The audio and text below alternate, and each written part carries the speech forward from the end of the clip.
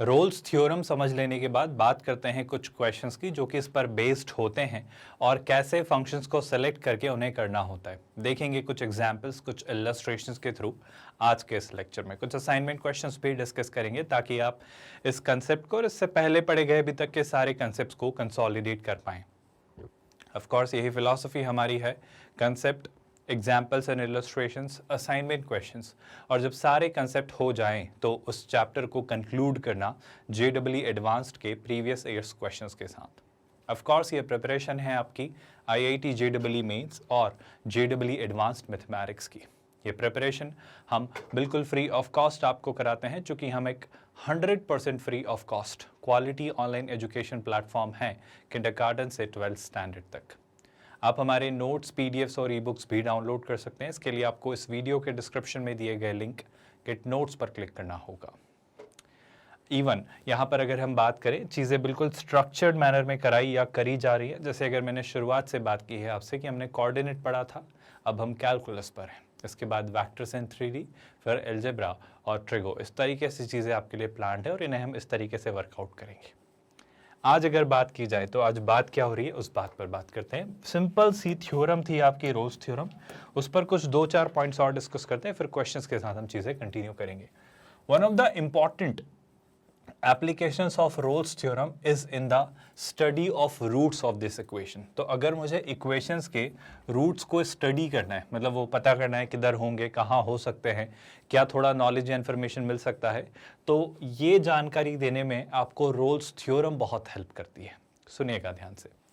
Particularly in locating the roots, मतलब पता करने में कि एग्जैक्टली रूट्स कहाँ लाई कर सकते हैं, किस एरिया में होंगे, कहाँ हो सकते हैं, या एग्जैक्ट रूट्स की लोकेशन फिगर आउट करने में भी कई बार हमें हेल्प करती है कौन सी थ्योरम, आपकी रोल्स थ्योरम। कैसे, सुनिएगा, बहुत मजेदार सी बात है। If we have to verify that equation, कौन सी, मेरे ख्याल से यहाँ पर कोई पॉइंट है, if we have to verify that equation f x is equal to 0, जो आपकी इक्वेशन है कौन सी, f of x is equal to 0, और मुझे पता करना है कि इसके रूट्स कहाँ हैं या कैसे हो सकते हैं, तो वो फिगर आउट करने के लिए ऑफ कोर्स एफ एक्स, हम ये बात शुरुआत से जानते हैं, ये बात मैं एक बस छोटा सा एक इसमें करेक्शन दे देता हूँ कि हम ये बात हमेशा से जानते हैं कि एफ ऑफ एक्स आपका कैसा होना चाहिए, एक कंटिन्यूस और डिफरेंशिएबल फंक्शन। तो अगर मुझे पता करना है कि आपकी जो इक्वेशन है f of x is equal to 0 और मुझे इसके रूट्स को लेकर जानकारी चाहिए, बशर्ते हम ये जानते हैं कि एफ ऑफ एक्स कैसा फंक्शन हो, कंटिन्यूस एंड डिफरेंशिएबल, तो इसके जो रूट्स हैं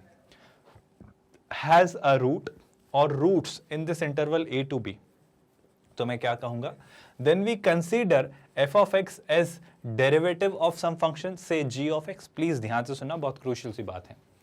that is f of x is equal to g dash x.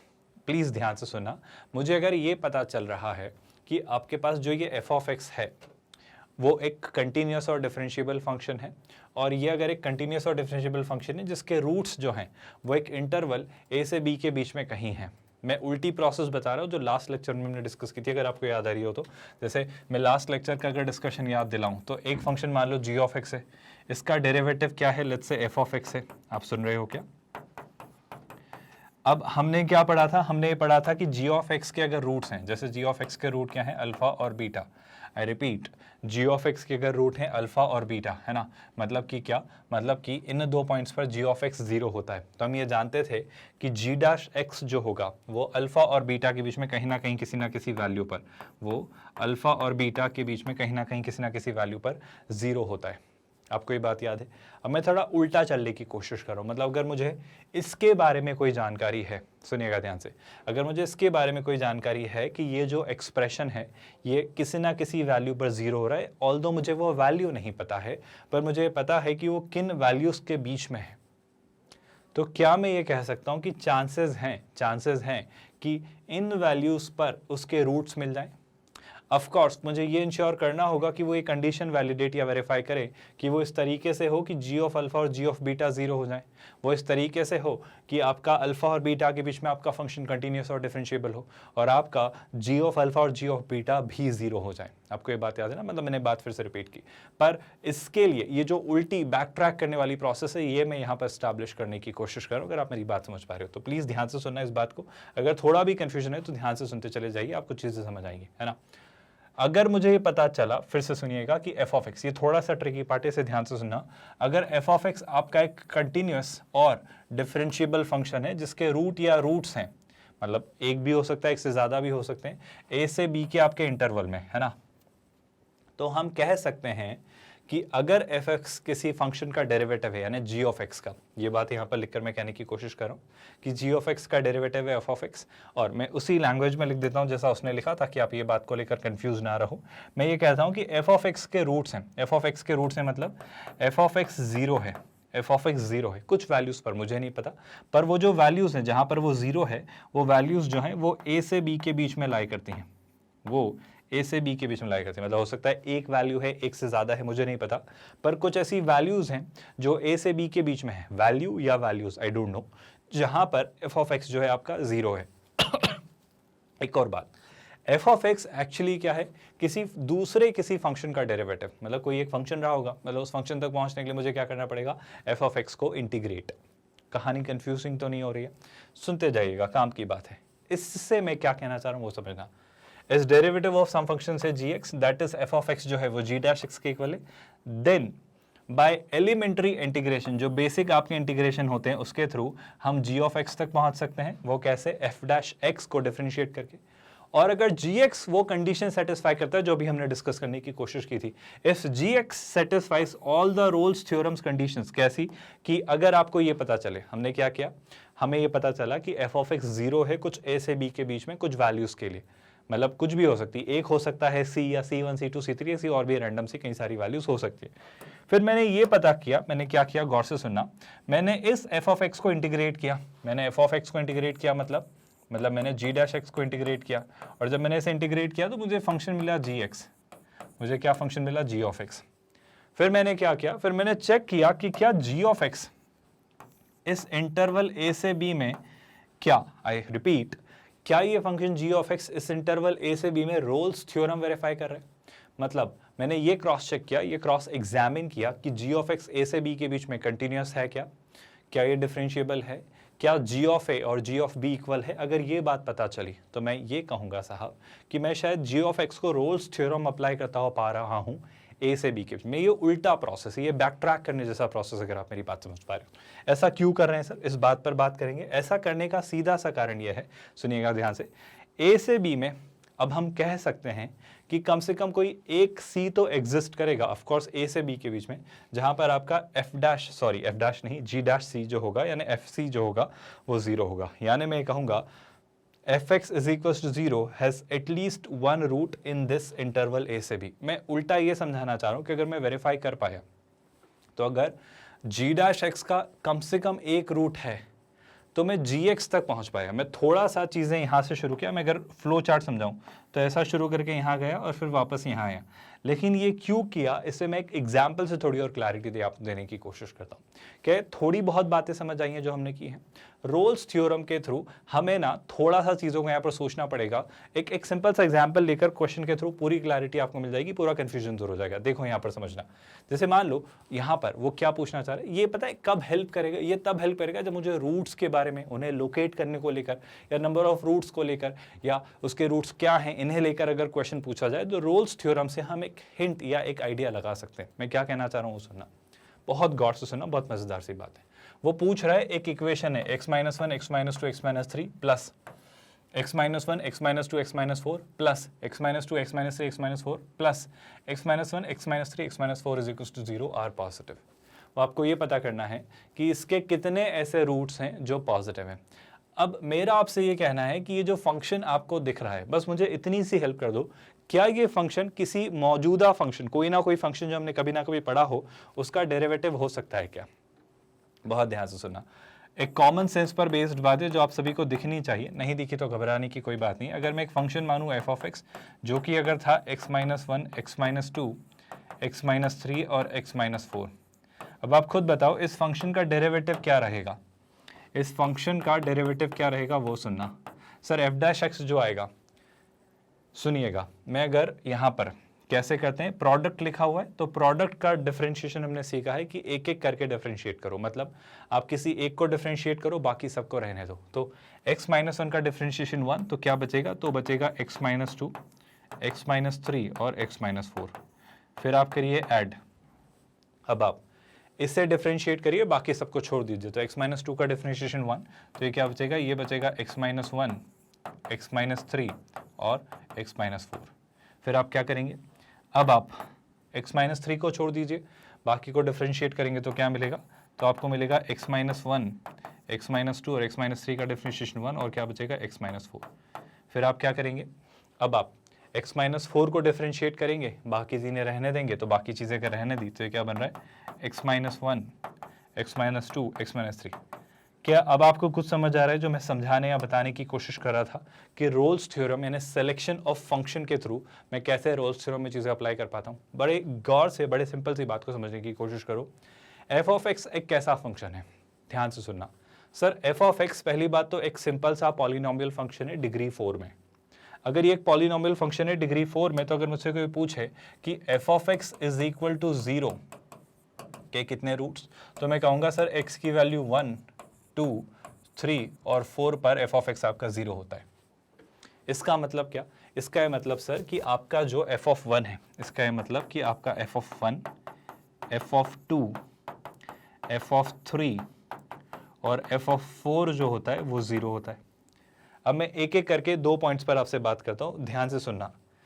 अगर एफ ऑफ 1 और एफ ऑफ 2 0 है तो शैलाई से, अच्छा और दूसरी बात है, एफ ऑफ 2 और एफ ऑफ 3 0 है और एफ ऑफ 3 और एफ ऑफ 4 0 है। अब सारी बातें छोड़ दीजिए, ध्यान से सुनना। क्या ये फंक्शन कंटिन्यूअस और डिफरेंशिएबल है? सर एक सिंपल सा डिग्री 4 में पॉलिनोमियल है और पॉलिनोमियल आपके सारे ही कंटिन्यूअस और डिफरेंशिएबल होते हैं। इसको लेकर हमारा ओपिनियन सॉर्टेड है, मतलब चेक करने की भी जरूरत नहीं है। तो एफ ऑफ एक्स की एक बहुत बढ़िया बात हमें पता चली कि सर एफ ऑफ एक्स आपका कंटिन्यूअस और डिफरेंशिएबल फंक्शन है। मुझे जो भी सब कहना था शायद मैंने कह दिया है। अब आप खुद अपना कॉमन सेंस लगाकर इस क्वेश्चन का आंसर मुझे बता सकते हैं कि सर एफ ऑफ एक्स एक फंक्शन है जो कि कंटिन्यूअस है, जो कि डिफरेंशिएबल है। दूसरी बात, एफ ऑफ एक्स आपका f1, f2, f3 और f ऑफ 4 0 है। तो क्या रोल्स थ्योरम के अकॉर्डिंग में थोड़ा सा कॉमन सेंस लगाकर कुछ सिंपल सी बातें कह सकता हूं क्या? कैसी सिंपल सी बातें सर?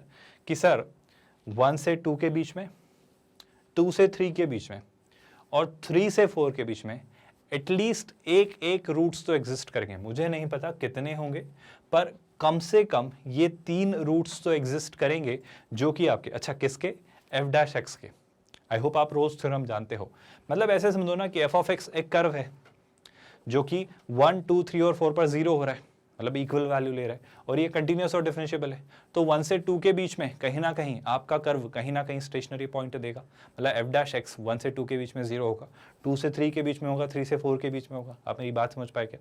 तो अगर ये 1 से 2 के बीच में, 2 से 3 के बीच में और 3 से 4 के बीच में 0 हो रहा है, मतलब मैं आपसे कहना चाह रहा हूँ 1 और 2 के बीच में कोई ना कोई एक वैल्यू, सुनिएगा ध्यान से, 1 और 2 के बीच में कोई ना कोई एक वैल्यू, बहुत ध्यान से सुनना, 2 और 3 के बीच में कोई ना कोई एक वैल्यू। मैं ऐसा नहीं कह रहा हूं एक ही होगी, पर कम से कम एक तो होगी, और 3 और 4 के बीच में कोई ना कोई एक वैल्यू। ये कम से कम मुझे एक वैल्यू तो मिलेंगी जो कि कैसी होंगी, जो कि आपकी इस तरीके से रही होंगी, जो कि आपकी इस तरीके से रही होंगी कि जहां पर ये C1, C2, C3 क्या है, आई होप आप भूले नहीं हो, जो C1, C2, C3 है वहां पर आपका f डैश x क्या रहा होगा, 0। किन पॉइंट्स पर? आपके x की कौन कौन सी वैल्यूज पर? C1, C2 और C3 पर। मैंने ज़्यादा कंफ्यूज तो नहीं किया? मुझे नहीं पता चल रहा है कि C1, C2, C3 एग्जैक्टली क्या है, ना ही मैं उसे निकालने में इंटरेस्टेड हूँ, लेकिन मुझे पता चला है कि f डैश एक्स 1 से 2 के बीच में, 2 से 3 के बीच में और 3 से 4 के बीच में कुछ कम से कम 3 वैल्यूज तो ऐसी लेता है जहां पर ये 0 होगा। क्या आप मेरी पॉइंट को, मेरी इस बात को सिंपल सा एक्सप्रेशन के साथ समझ पा रहे हो? तो जब वो पूछता है, वो क्या पूछता है भाई, how many roots of this equation, तो मेरे पास सबसे बड़ा क्वेश्चन पता है क्या आता है ऐसे क्वेश्चंस को करने के लिए, कि मैं ऐसे कैसे किसी फंक्शन को सेलेक्ट करूं जिसका डेरिवेटिव ये गिवन फंक्शन हो। एक तरीका इंटीग्रेट करना, एक तरीका थोड़ा कॉमन सेंस लगाना कि सर यहाँ पर x-4 नहीं था, यहाँ पर x-3 नहीं था, यहाँ पर x-1 नहीं था, यहाँ पर x-2 नहीं था। तो अगर इस एक्सप्रेशन पर प्रोडक्ट रूल लगता है तो ऐसा कुछ एक्सप्रेशन बनता है। ये थोड़ी सी कॉमन सेंस वाली बात है जो after a certain amount of practice, after a certain amount of observation आपको क्लिक करेगा, आपको दिखेगा। तो हमने क्या प्रेडिक्ट किया कि सर ये जो आपका फंक्शन क्वेश्चन में दिया गया था इसके 3 रूट्स तो हैं, मुझे नहीं पता बाकी हैं या नहीं, पर 3 तो हैं। कौन कौन से भाई? C1, C2, C3। अब एक छोटी सी बात मैं आपको बताऊं, अगर आपके इस फंक्शन के 4 रूट्स थे, क्योंकि ये एक पॉलिनॉमियल है डिग्री 4 में, तो f' के 3 ही होंगे, और वो आपको 3 मिल गए हैं। कौन कौन? C1, C2, C3। आप सुन रहे हैं? ऐसे समझो, ये आपका f(x) है, ऐसे समझो, मैं एक एग्जाम्पल के तौर पर समझाता हूँ। f(x) आपका पॉलिनॉमियल है डिग्री क्या 4 का, मतलब ये क्या लिखा हुआ है, x⁴ plus bx³ plus cx² plus dx plus e, ऐसा कुछ वो बनेगा। मुझे नहीं पता इनकी वैल्यूज क्या होंगी, मतलब ये सब क्या होंगे कोफिशिएंट्स, पर वो कुछ ना कुछ ऐसा बनेगा जब आप उसे एक्सपांड करोगे। तो बताओ f' क्या बनेगा? f' क्या बनेगा? 4ax³ प्लस 3bx² प्लस कितना, 2cx प्लस डी। अब आप खुद थोड़ा सा कॉमन सेंस लगाकर मुझे बताओ, ध्यान से सुनना, f(x) में x की पावर क्या है? f(x) में x की पावर 4 है, तो शैलाई से अगर इस पॉलिनॉमियल के मुझे रूट निकालेंगे तो वो कितने मिलेंगे? वो मिलेंगे मैक्सिमम 4 रियल रूट्स। क्या आप ये बात जानते हैं? ये बात हम तब पढ़ेंगे जब हम थ्योरी ऑफ इक्वेशंस डिस्कस करेंगे, पर ये कॉमन सेंस पर बेस्ड बात है कि जितनी डिग्री का वो पॉलिनॉमियल होता है उसके उतने मैक्सिमम रियल रूट्स हो सकते हैं, उसके बियॉन्ड नहीं होते। तो अगर ऐसा है तो f' की हाईएस्ट पावर कितनी होंगी? सर अगर ये 4 था तो एक कम हो जाती है, ये बात हम जानते हैं। तो ये 3 है, तो इसके मैक्सिमम कितने रियल रूट्स होंगे? इसके मैक्सिमम 3 ही रियल रूट्स होंगे, इसके मैक्सिमम 3 ही रियल रूट्स होंगे। और मुझे क्या पता चला सर कि f(x) के 4 रूट्स थे, कौन कौन? 1, 2, 3 और 4।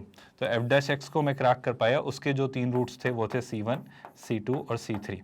C1 जो था वो 1 और 2 के बीच में था, C2 आपका 2 और 3 के बीच में था, और C4 आपका 3 और 4 के बीच में था। तो C1, C2, C3 भी पॉजिटिव, क्योंकि 1 से 2, 2 से 3 और 3 से 4 के बीच में पॉजिटिव वैल्यू ही आएंगी। तो जब मुझसे कोई पूछ रहा है f' के कितने पॉजिटिव रूट्स, तो मैं कहूँगा C1, C2, C3 तीनों पॉजिटिव हैं। तो इसका आंसर क्या होगा? इसका आंसर होगा 3। पर ये हमने कैसे सोचा, क्या क्या तिकड़म बिड़ाई, क्या क्या दिमाग लगाया, क्या ये आइडिया समझ आया? और इससे फिगर आउट करने में रोल्स थ्योरम के इस बेसिक कंसेप्ट ने हमारी कैसे हेल्प की? क्या आप कंफ्यूज्ड तो नहीं है इस बात को लेकर? I hope now you are more clear इस बात को लेकर जो मैं यहाँ पर आपको समझाने की कोशिश कर रहा था कि चीज़ें कैसे सोची जाएंगी। और मेरा पर्सनली ये मानना है कि थ्योरी के बजाय चीज़ों को समझने में हमारी जो हेल्प करती हैं वो क्या होते हैं? वो होते हैं क्वेश्चंस। आई होप आप समझ पा रहे हो जो मैं कहना चाह रहा था इतनी देर से, कि चीज़ें कैसे घुमा फिरा कर लाई जाती हैं। मतलब हमने क्या किया, हमें यहाँ तक पहुँचना था, तो हम कहाँ गए? यहाँ गए, फिर वापस यहाँ आए, तो इसको सोच लिया, इसमें रोल्स थ्योरम लगी तो उसके थ्रू इसमें कुछ सोचा, और जब सोचा तो काफ़ी सारी बातें हमने सोच पाए और इसके आंसर तक पहुँच पाए। आई रिपीट, मुझे ये नहीं पता चला कि इसके रूट्स क्या क्या हैं, पर मुझे ये पता चल गया कि वो कहाँ कहाँ हैं। शायद इतना भी काफ़ी है, क्योंकि इससे भी काफ़ी सारी क्लैरिटी आपको मिल जाएगी इन क्वेश्चंस को लेकर।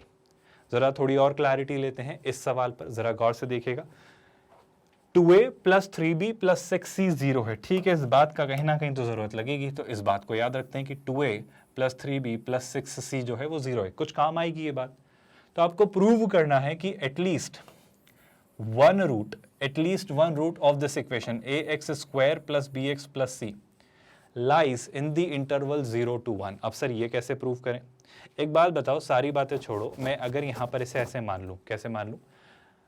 इसका एटलीस्ट एक रूट इसमें है, तो मैं जाना चाहता हूँ एक्चुअली एक ऐसे फंक्शन तक, आई रिपीट, मैं जाना चाहता हूँ एक्चुअली एक ऐसे फंक्शन तक जो कि इसका इंटीग्रेशन रहा होगा। सर कैसी बात कर रहे हो, कुछ समझ नहीं आ रहा है। मैं ये फंक्शन ढूंढना चाह रहा हूँ एक ऐसा जिसका डिफरेंशिएशन ये रहा होगा। अब बात समझो, जैसे मैंने क्या कहा, मैंने मान लिया कि ये फंक्शन है आपका f', जो कि क्या है, जो कि मान लेते हैं ax² plus bx plus c is equal to 0। आप पढ़ो ना ये लाइन, वो क्या कह रहा है? At least one root of this equation. हमने याद है ना, डिस्कस किया है, f(x) अगर रोल्स थ्योरम अप्लाई करता है किसी इंटरवल a से b में, तो f' का एटलीस्ट वन रूट होता है a से b में। तो ऐसे ही तो कुछ दिख रहा है, वो f' का एटलीस्ट वन रूट है a से b में। तो समझते हैं बात को, आप मेरी बात समझ पा रहे हो क्या? तो मैंने इसे क्या मान लिया? f', मैंने इस फंक्शन को क्या मान लिया? f'। कोई परेशानी तो नहीं है? ऐसा अगर मैं कर पा रहा हूं तो आई होप आप समझ पा रहे हो ऐसा क्यों सोचा गया है। तो f(x) तक पहुंचा जा सकता है क्या? f(x) तक पहुंचने के लिए मैं करूंगा f' का इंटीग्रेशन। कोई परेशानी तो नहीं है? इसका इंटीग्रेशन करना मतलब integration of ax² plus b x plus c. कोई परेशानी इस बात से? ज़रा करते हैं और देखते हैं कि क्या हम एफ एक्स तक पहुंच पा रहे हैं। तो एफ एक्स को अगर सोचा जाए तो ए एक्स स्क्वायर का डिफरेंशिएशन, आई होप आप जानते हैं, अगर आप भूल गए हो तो बस मैं एक सिंपल सा फॉर्मूला दिलाता हूँ। बेसिक एलिमेंट्री इंटीग्रेशन, जब हम इंटीग्रेशन पढ़ लेंगे तो आपको और बात समझ आएगी। जब आप x की पावर n का इंटीग्रेशन करते हैं तो ये बन जाता है x to the power n+1 upon n+1 plus c आप ऑफकोर्स लगाते हैं कांस्टेंट ऑफ इंटीग्रेशन। पर ये बात याद रखिएगा कि ऐसा क्यों होता है ना। अब अगर मैं वापस आता हूँ यहाँ पर तो देखो ए एक्स स्क्वायर का तो x की पावर 3/3, तो मुझे पहले तो क्या मिलेगा a एक्स क्यूब अपॉन कितना 3 प्लस बी एक्स का differentiation b x square by 2, गौर से सुनते जाइएगा। c का डिफरेंशिएशन कितना सी एक्स और एक कांस्टेंट ऑफ इंटीग्रेशन आएगा, c ऑलरेडी है तो मैं ले लेता हूँ लेट्स से d। कोई आपत्ति कोई परेशानी इस बात से? तो मुझे कोई f ऑफ x ऐसा मिला। अब सुनिएगा ध्यान से, ये कुछ कह रहा है यहाँ पर, ये कुछ कह रहा है। अब बस एक छोटा सा काम करके बताओ, क्या आपको f ऑफ x एक क्यूबिक इक्वेशन मिल रही है? बिल्कुल मिल रही है। अगर f ऑफ x एक क्यूबिक इक्वेशन है तो दो बातों पर मुझे जवाब दे दो, क्या ये एक कंटिन्यूअस और डिफरेंशिएबल फंक्शन है? बिल्कुल है सर। पॉलिनोमियल किसी भी डिग्री के हमेशा कंटिन्यूअस और डिफरेंशिएबल होते हैं, तो मुझे इसकी कंटिन्यूटी और डिफरेंशिएबिलिटी में तो कोई शक नहीं है। मुझे दो बातें जानने में थोड़ा इंटरेस्ट है। क्या आप मुझे बताओगे कि f ऑफ 0 कितना होगा? ये क्यों निकाल रहा हूँ? क्योंकि मुझे शायद यहाँ से कुछ दिखा। f ऑफ 0 देखा तो 0 0 0, तो ये कितना मिला d। क्या आप मेरी हेल्प करेंगे f ऑफ 1 को जानने में? सर f ऑफ 1 ही क्यों? क्योंकि शायद मुझे यहाँ कुछ दिख रहा है। f ऑफ 1 को जब निकालना चाहा तो देखो जरा ये कितना आ रहा है, ये आपका आ रहा है a/3, आप नोटिस कर रहे हैं। ये आपका कितना आ रहा है b/2, ये आपका कितना आ रहा है c, और ये कितना आ रहा है d। बहुत ध्यान से नोटिस करिएगा चीज़ें। मैंने एक छोटा सा काम किया, लेट्स से इस एक्सप्रेशन को 6 से मल्टीप्लाई और 6 से डिवाइड किया। जब 6 से मल्टीप्लाई किया तो f ऑफ 1 हम निकालने चले हैं, तो 6 से डिवाइड करने वाला पार्ट तो इधर रखा और 6 से जब मल्टीप्लाई किया तो 3 का 6 कितना हो जाता है 2, तो ये हो जाता है 2a। 2 का 6 कितना होता है 3b, है ना। 6 का 6c और ये कितना हो जाएगा 6d। कुछ गलत तो हम नहीं कर रहे हैं, कुछ गड़बड़ तो हम नहीं कर रहे हैं, आई होप नहीं कर रहे हैं। अब सुनिएगा ध्यान से, हमसे कुछ कहा गया था क्वेश्चन में 2a plus 3b plus 6c। गौर से देखिएगा भाई, 2a plus 3b plus 6c कितना है 0। तो f ऑफ 1 कितना आ रहा है भाई? f ऑफ 1 को अगर आप निकाल पा रहे हो तो f ऑफ 1 आ रहा है 1/6 इंटू कितना 6d, क्योंकि बाकी पार्ट 0 हो जा रहा है। तो f ऑफ 1 कितना आ रहा है? f ऑफ 1 आ रहा है आपका d, क्योंकि 6 से 6 कैंसिल। इस बात का क्या मतलब आप खुद नोटिस कर लीजिए, आपको दिख जाएगा। इस बात का बहुत इंपॉर्टेंट सा मतलब है कि सर मैंने जाना कि f ऑफ 0 और f ऑफ 1 क्या है इक्वल। क्या इसके आगे मुझे कुछ कहने की ज़रूरत है? आई थिंक हमने प्रूव कर दिया है, कह दिया है कि ये बात सही है। क्यों? ध्यान से नोटिस करना। मुझे पता था कि f ऑफ x आपका एक कंटिन्यूअस और डिफरेंशिएबल फंक्शन है। मुझे ये पता चला कि क्लोज्ड इंटरवल 0 से 1 में ये कंटिन्यूअस और डिफरेंशिएबल है। मुझे ये पता चला कि f ऑफ 0 और f ऑफ 1 इक्वल हैं, जो कि ऑफ कोर्स कितना आ रहा था d। इस बात से ज़्यादा फर्क नहीं पड़ता, बट फिर भी। तो क्या मैं ये कह सकता हूँ f ऑफ x का जो डेरिवेटिव है f डैश x, है ना, जिसमें कोई ना कोई एक वैल्यू होगी जहाँ पर, जो कि क्या वैल्यू होगी, जो कि 0 से 1 के बीच होगी, जहाँ पर सच दैट जो आपका f डैश c होगा वो कितना होगा 0। यही बात पूछी है क्या? अगर ऐसा है तो आपको प्रूव करना था कि एटलीस्ट 1 रूट, मैं भी ये कह रहा हूँ कि कोई ना कोई, c 2 एक से ज़्यादा भी हो सकते हैं, पर मैं कह रहा हूँ एक तो होगा जहाँ पर आपकी ये इक्वेशन जो है इसका रूट 0 से 1 के बीच होगा। क्या अब आप कंफर्टेबली समझ पा रहे हो कि रोल्स थ्योरम पर बेस्ड क्वेश्चंस को कैसे सोचना है और उन्हें कैसे कर लेना है? यहाँ तक तो कोई आपत्ति या परेशानी नहीं है। If you are comfortable with this question, अगले क्वेश्चन की तरफ बढ़ते हैं और थोड़ी और क्लैरिटी लेते हैं कुछ चीज़ों को लेकर। गौर से देखना, मज़ेदार सी चीज़ें हम डिस्कस कर रहे हैं और काफ़ी इंसाइटफुली आप रोल्स थ्योरम को अप्लाई होते हुए देख पाओगे।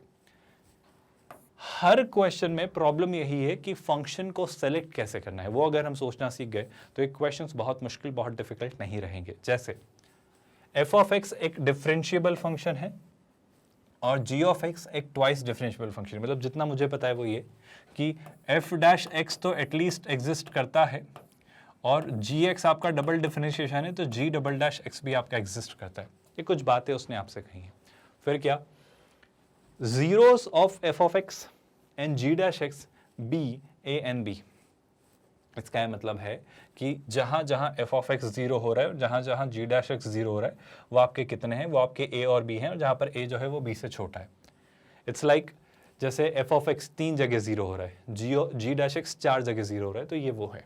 आई होप आपको मेरी बात समझ आई, कोई परेशान? मतलब इट्स लाइक रूट्स की वो बात कर रहा है कि एफ ऑफ एक्स के जो रूट्स हैं और जी डैश एक्स के जो रूट्स हैं, तो एफ ऑफ एक्स के कितने रूट्स हैं, मान लो ए, और जी डैश एक्स के कितने रूट्स हैं, बी, जहां पर ए बी से छोटा है। कोई परेशानी इस बात से?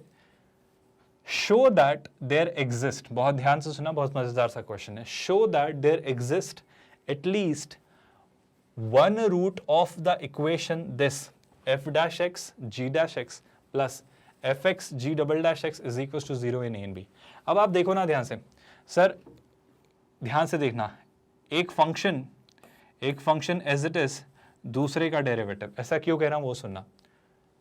दूसरा फंक्शन एज इट इज, पहले का डेरिवेटिव, क्या कुछ याद आया? मतलब ये कुछ तो लिखा हुआ है, ये कुछ लिखा हुआ है। अगर एक फॉर्मूला आपको रिकॉल हो रहा है, तो अगर वो फॉर्मूला रिकॉल हो गया तो आप पहला वाला फंक्शन भी सोच सकते हो, और अगर आप वो सोच पाए तो ये क्वेश्चन टफ नहीं होगा। बस यहाँ पे एक छोटा सा करेक्शन में ले लेना चाह रहा हूँ। जो मैं कहना चाह रहा हूँ वो ये कि जब मैं ये लाइन कह रहा था, जो मैंने थोड़ा सा मिस इंटरप्रेट की थी, जो मुझे अब लग रही है ये ऐसी नहीं होगी, क्योंकि मुझे क्वेश्चन पढ़कर थोड़ा रियलाइज हो रहा है कि उसका मतलब क्या होगा। उसना मैंने ये कह दिया था, पहले मैं करेक्ट कर देता हूँ, कि एफ एक्स ए जगह पर जीरो होता है और जी डैश एक्स बी जगह पर जीरो होता है। जी नहीं, इसका मतलब जो है वो करेक्ट बता रहा हूँ। Zeros of f of x b a, मतलब इसका मतलब यह है कि जब एफ ऑफ एक्स में पूछा जाए कि एक्स की जगह आप ए रखें तो वो आता है जीरो, और जी डैश एक्स का जो जीरो है वो है बी, यानी जी डैश में जब आप बी पास करेंगे तो वो जीरो होता है। ये वो कहना चाह रहा था। आई होप इस बात से मेरी किसी आपको परेशानी नहीं है।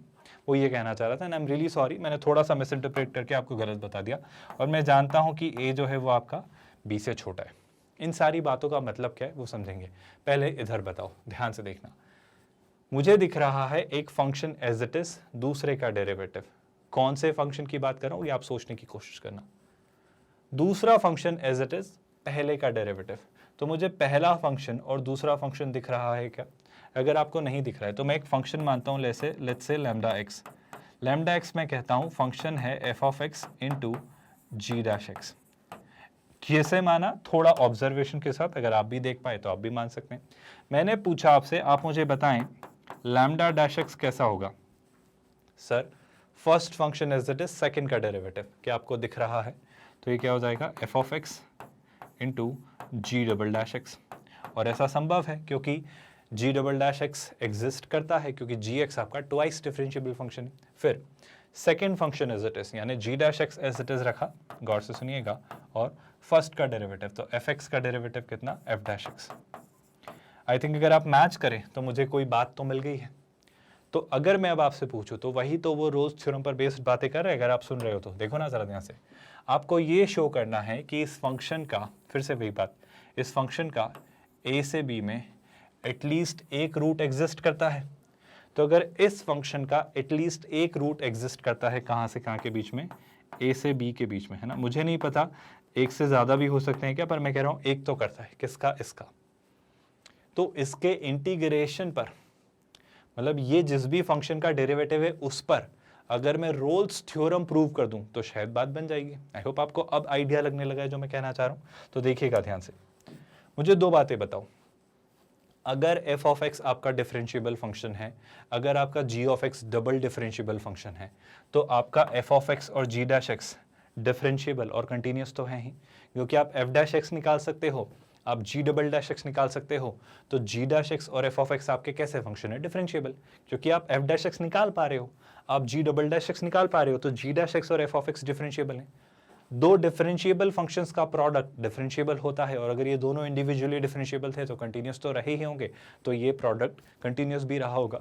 तो पहली बात मैं चेक कर पाया कि जो आपका लैम्डा एक्स है वो कंटिन्यूस और डिफरेंशिएबल दोनों है। दो और बातें आप मेरी हेल्प करेंगे ये बात जानने में कि लैम्डा ए कितना रहा होगा। सर लैम्डा अगर आपने ए निकालना चाहा तो वो रहा होगा f of a into g dash a. अच्छा, एफ ऑफ ए कितना आता है? सर एफ ऑफ ए आता है 0, तो 0 into anything would have been 0। Lambda b निकालने में आप मेरी हेल्प करेंगे क्या? लैम्डा बी निकाला तो कितना आ जाएगा? वो होगा f of b into g dash b. अच्छा, मुझे पता है क्या कि जी डैश बी कितना है? सर जी डैश बी 0 है।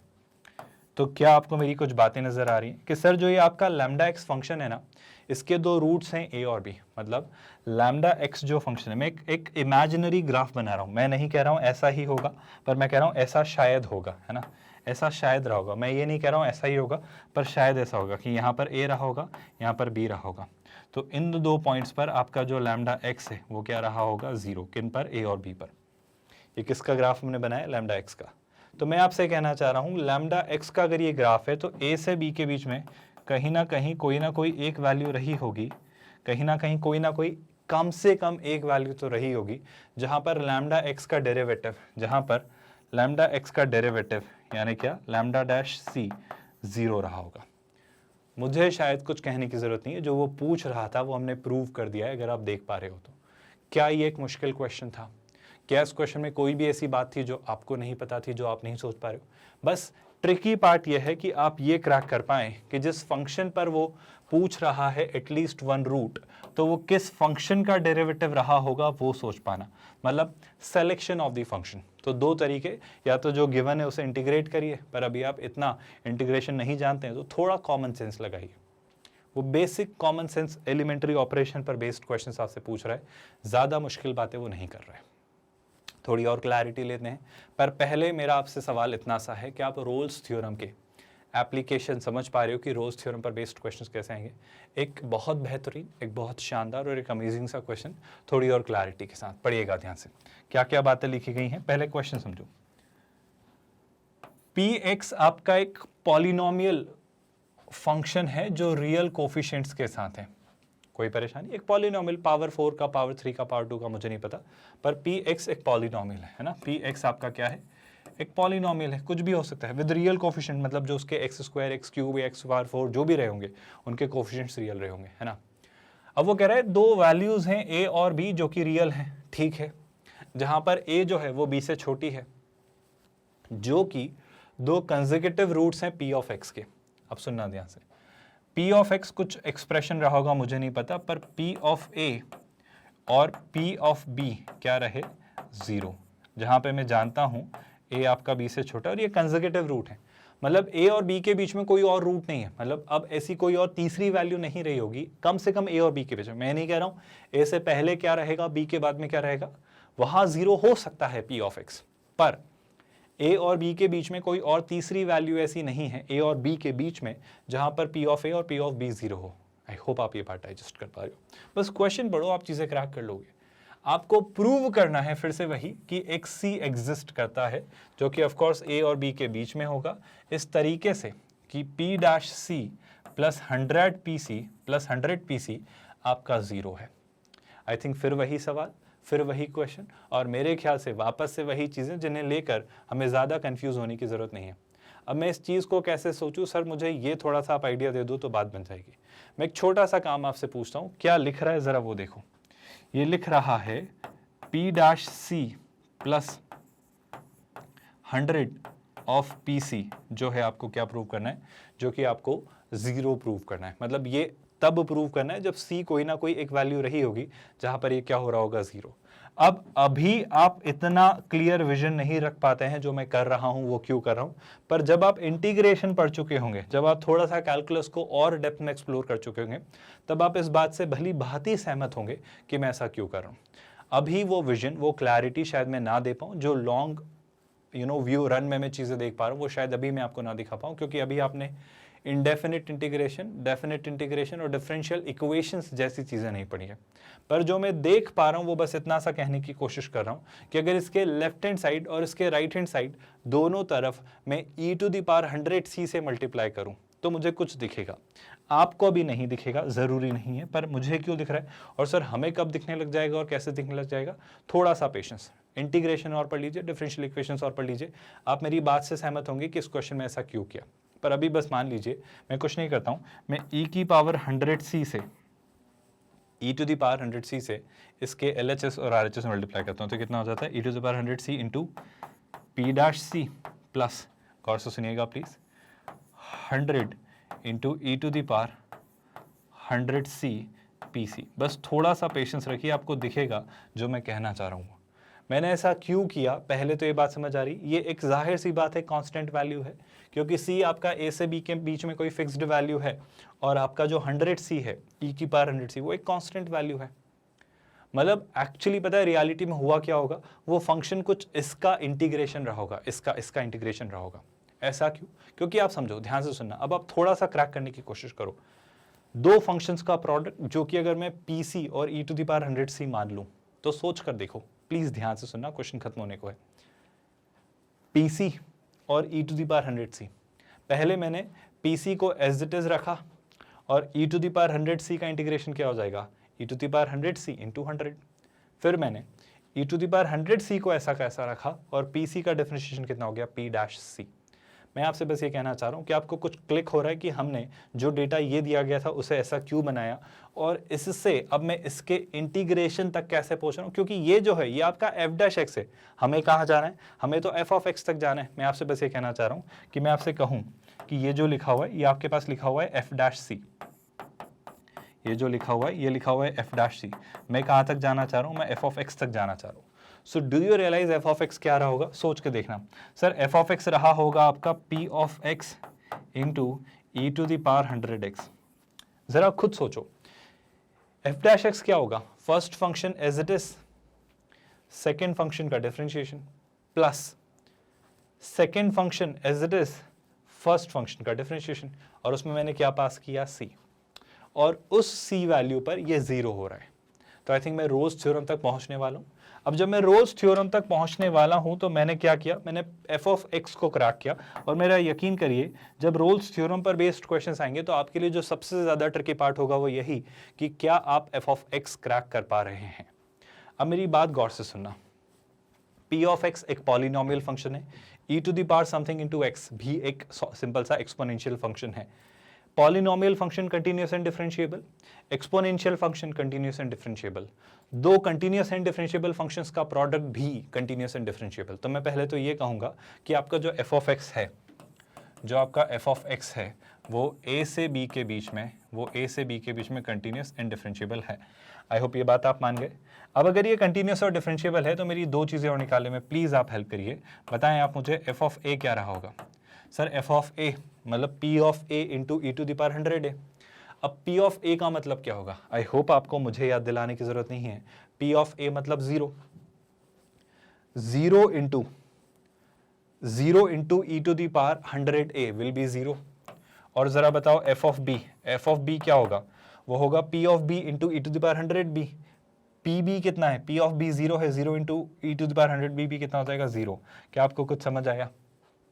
मैं शायद वापस इस बात को कंक्लूड करने की तरफ हूं कि मैं शायद रोल्स थ्योरम यहाँ लगा पा रहा हूं, पर मेरा सवाल आपसे यही कि जब मुझे ये दिया गया था तो मैंने ये कैसे बनाया, इस बात में आपको कोई आपत्ति तो नहीं है? और कैसे से भी ज्यादा जरूरी क्यों बनाया, क्या अब आप ये थोड़ा बहुत समझ पाए कि हाँ ऐसा करना सही था? पर ऐसा ही क्यों किया, इसको लेकर अंडरस्टैंडिंग आपको ग्रेजुअली बिल्ड होगी विद द टाइम, जब आप कैलकुलस की और बारीकियां और गहराइयां एक्सप्लोर करेंगे कि अगर ऐसा दिखता है तो इसको बनाने के पीछे कौन रहा होगा, और वो आपको दिखने लगेगा कि ऐसी कोई कहानी रही होगी। तो ये उल्टा जाना है, ये एक रिवर्स प्रोसेस है, कोई परेशानी तो नहीं। और इसीलिए लोगों को इंटीग्रेशन टफ लगता है।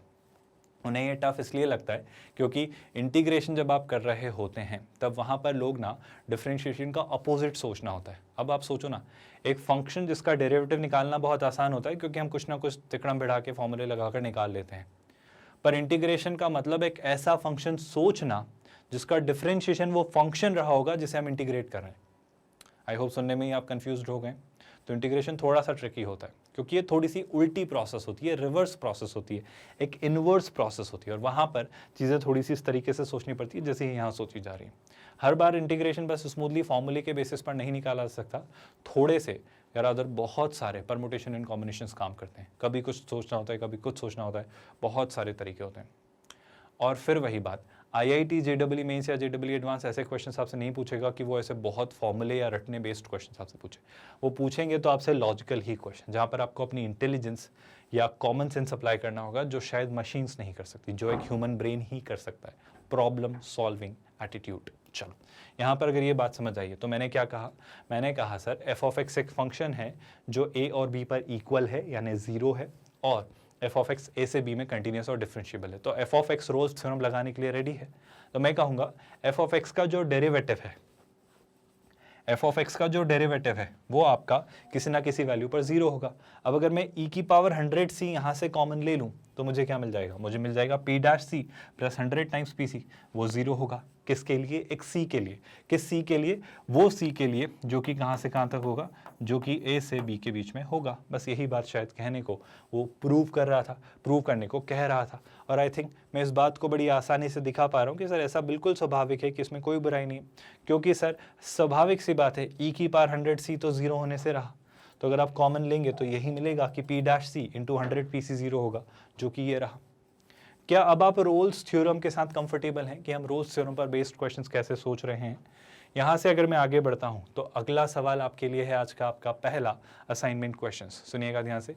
फाइंड द कंडीशन कि आपकी ये जो इक्वेशन है इसके एटलीस्ट एक रूट है। मैं फिर से कहता हूँ, ये आपके लिए क्या है, ये आपके लिए रहा एफ डैश एक्स जो कि कितना दिया है 3x square plus 4ax plus b। अब आप क्या निकाल लीजिए, एफ ऑफ एक्स। जब आप एफ ऑफ एक्स निकालेंगे तो कितना आ जाएगा, ध्यान से नोटिस करिएगा, ये हो जाएगा 3x क्यूब बाई 3। तो x क्यूब बाई 3 मतलब 3 से 3 कैंसिल, तो x क्यूब है ना, प्लस कितना 4a x स्क्वायर बाई 2, तो 2 से 4 कैंसिल, तो कितना हो जाएगा 2ax स्क्वायर।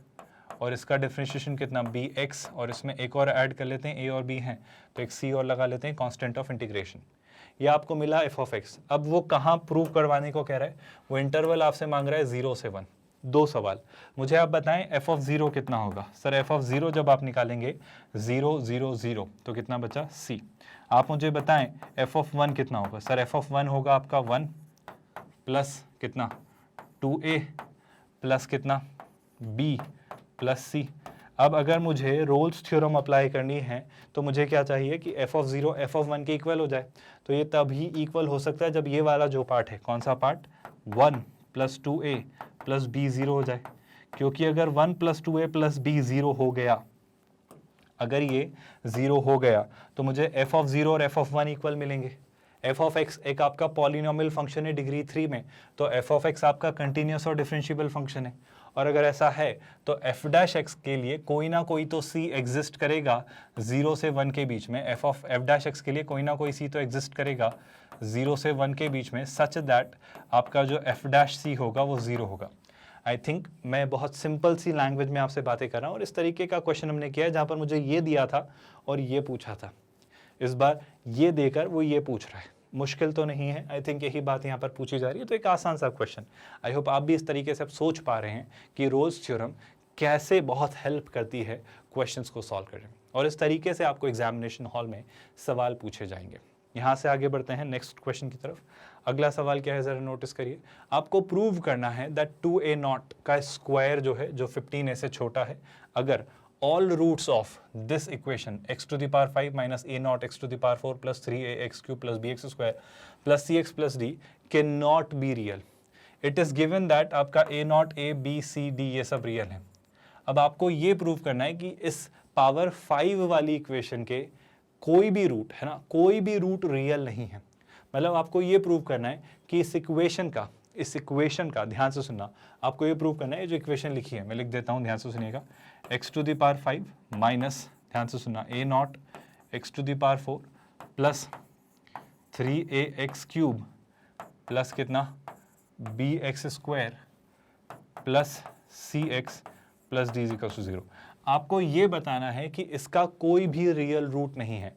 अब जब मुझे कहना है कि इसका कोई भी रियल रूट नहीं है तो मेरा सेंस ये कहता है, प्लीज ध्यान से सुनना, रोल्स थ्योरम के एप्लीकेशन से अगर मैं ये देख पाया कि इसका जो इंटीग्रेशन होगा, जो कि आप कर लेंगे, जो कि अगर मैं इसे मान लूँ क्या थोड़ी देर के लिए एफ डैश एक्स, अगर मैं इसे मान लूँ थोड़ी देर के लिए एफ डैश एक्स, तो हिंट जो मैं आपको देने की कोशिश कर रहा हूँ कि इससे अगर मैं एफ ऑफ एक्स तक पहुँचा, इससे मैं कहाँ तक पहुँचा, अगर मैं एफ ऑफ एक्स तक पहुँचा और मैं एफ ऑफ एक्स को ये प्रूव कर पाया कि एफ ऑफ एक्स में रोल्स थ्योरम लगने जैसा स्कोप नहीं है। हालांकि आप देखोगे कि एफ ऑफ एक्स आपका कंटिन्यूस और डिफरेंशिएबल तो होगा, पर आपको दो वैल्यूज ऐसी नहीं मिलेंगी जिससे मैं कह लेता हूँ लेट्स से अल्फा और बीटा, जहाँ पर आपका ये इस तरीके से दे रहा हो कि आपका एफ ऑफ जो एक्सप्रेशन है वो एक मैक्सिमा या मिनिमा आपको अटेन करवा रहा हो, ये आप देखोगे, है ना। मतलब ये फंक्शन या तो स्ट्रिक्टली इंक्रीज होगा, स्ट्रिक्टली डिक्रीजिंग होगा, कुछ ना कुछ होगा इस तरीके से कि ये कभी भी कहीं भी इंटरसेक्ट नहीं कर रहा होगा, है ना।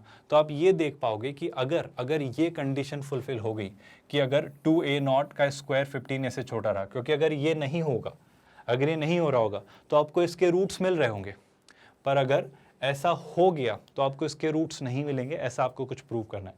तो थोड़ी कोशिश करिएगा चीज़ें निकाल कर, या फिर उल्टा कर कर कि इसे डेरिवेटिव निकाल कर इसके रूट्स पर जाना, इसके डेरिवेटिव के, तो दोनों तरीके ट्राई करना, आपकी बात कहीं ना कहीं किसी ना किसी तरीके से बन जाएगी।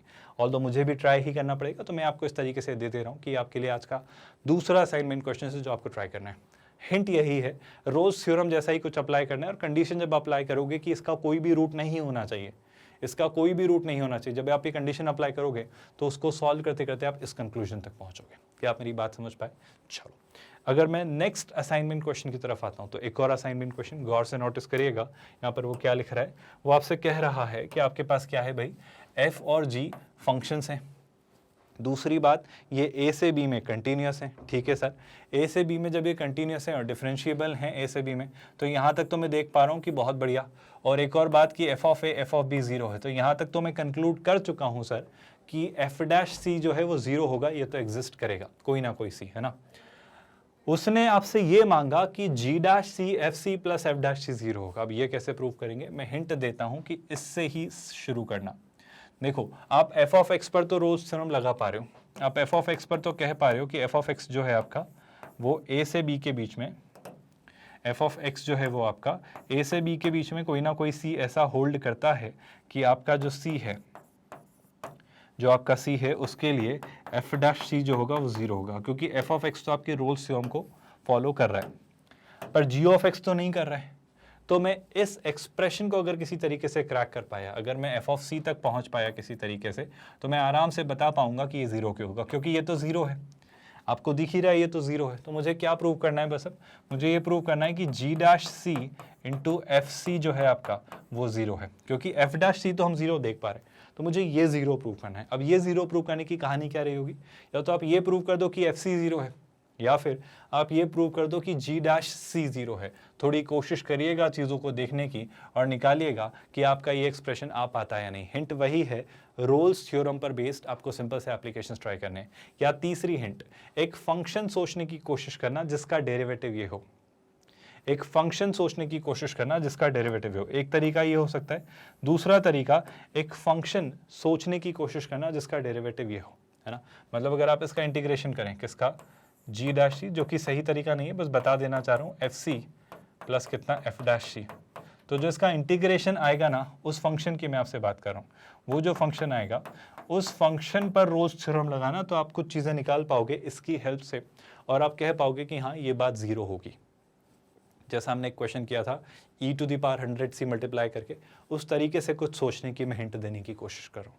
अब मैं ये नहीं कह रहा हूँ कि e टू दी पावर 100 से ही मल्टीप्लाई करना है, बट फिर भी कुछ हिंट मैंने दी है, ज़रा अप्लाई करके देखिएगा बात बनती है या नहीं। नेक्स्ट क्वेश्चन जो आपके लिए आ रहा है, ध्यान से नोटिस करिएगा।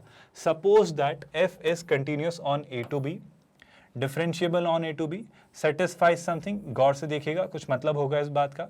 तो आपको प्रूव करना है fx into f dash x is equal to x has at least one root in this.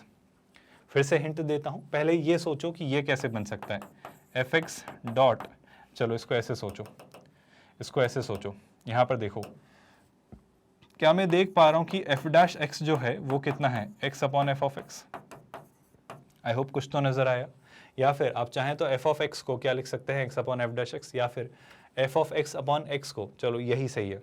यहाँ से हिंट जो है वो आपकी वही कि आप थोड़ा सा क्रैक करना कि एफ ऑफ एक्स और एफ डैश एक्स क्या रहे होंगे।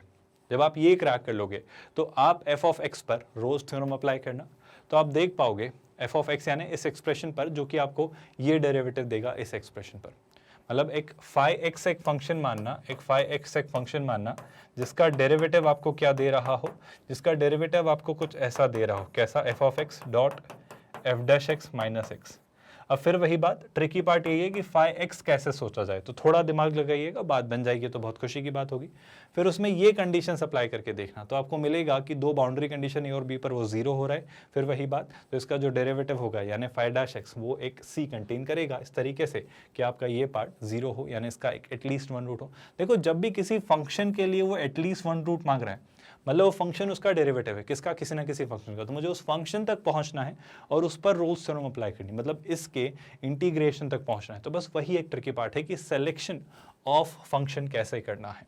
ये सारे असाइनमेंट क्वेश्चंस इसी पर बेस्ड थे कि फंक्शन कैसे स्मार्टली सेलेक्ट किया जाए। अगर आपने वो क्रैक कर लिया तो कोई भी काम आई थिंक मुश्किल नहीं है। मैं बस सिंपल सी बात आपको बता दूं कि ये जो चीज़ें चल रही हैं एप्लीकेशन ऑफ डेरिवेटिव्स में, हम थ्योरम्स वाले पार्ट्स पर हैं जहां हमने रोल्स थ्योरम को भी एक्सप्लोर किया है। और भी चीज़ें इसी तरीके से हम एक्सटेंड और एक्सप्लोर करते चलेंगे हर एक लेक्चर में क्लैरिटी के साथ। वही सिंपल सा पैटर्न, कंसेप्ट समझना, एग्जाम्पल्स और इलस्ट्रेशन से कंसोलिडेट करना, असाइनमेंट क्वेश्चंस देना ताकि आपकी प्रैक्टिस हो, एंड देन शिफ्ट होना जेडब्ल्यू एडवांस्ड के प्रीवियस ईयर्स क्वेश्चंस पर ताकि उस चैप्टर को आप स्क्रैच से एडवांस तक समझ पाएं। Coordinate, calculus, vectors in 3D, algebra और ट्रिगो, इस फ्लो में, इस पैटर्न में, इस रिदम में हम चीज़ें कवर करेंगे। और सबसे विशेष, सबसे मजबूत, सबसे खास बात कि हम एक हैं 100% free of cost quality online education platform kindergarten से 12th स्टैंडर्ड तक। आप हमारे नोट्स, पीडीएफ्स और ई बुक्स भी डाउनलोड कर सकते हैं। इसके लिए आपको इस वीडियो के डिस्क्रिप्शन में दिए गए लिंक गेट नोट्स पर क्लिक करना होगा। With that let's call it a day here. ख्याल रखिए अपना। Thank you so much for watching this video.